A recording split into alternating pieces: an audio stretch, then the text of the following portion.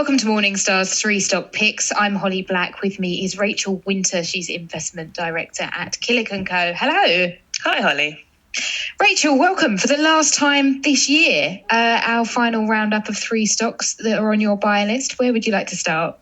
Well, I feel like we're ending on a positive. Clearly, we've had all this good news about potential vaccines coming out over the last few weeks.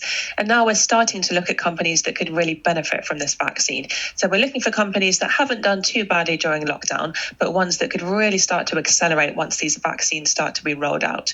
So the first company we're looking at is Walt Disney. This is an incredibly diverse business. So they've got their parks, they've got media networks like ESPN, they've got their movie business, and they've also got their direct-to-consumer streaming business. Now, clearly, during lockdown, the parks and also the movie business haven't done particularly well because restrictions have forced the parks and movie theatres to close. But Disney Plus, which is the new streaming service operated by Disney, has done incredibly well and has far exceeded expectations. And that's got 74 million subscribers in its first year of operation. So that's been really, really good. We expect that to continue. And as the vaccine is rolled out, we hope to see a recovery in both the parks and the movie business. Yes, I was going to say there are two parts of the business, big parts of the business that have lagged this year. Is that a concern if they don't bounce back? It is a concern, but we really don't see why they wouldn't bounce back. We think Disney theme parks are incredibly popular. We think people are really desperate to get back to them. And as the parks are incredibly spacious, we do believe it would be possible to still operate those parks profitably with a degree of social distancing still in place for the early part of the year. Okay, and what is our second stock?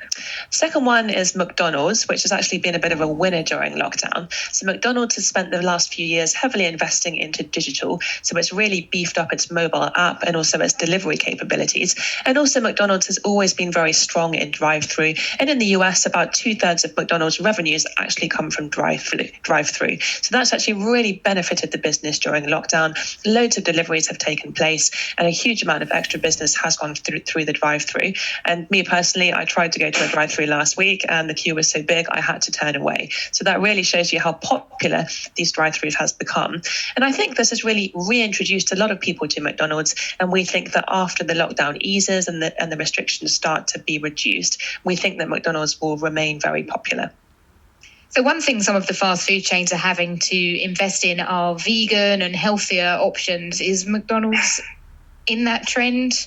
Absolutely. So they've always been fairly strong in the vegetarian section. And in some countries like India, for example, they do have several vegetarian restaurants. But more recently, McDonald's has partnered with Beyond Meat to publish a new vegan burger. Okay, and what is our final stock?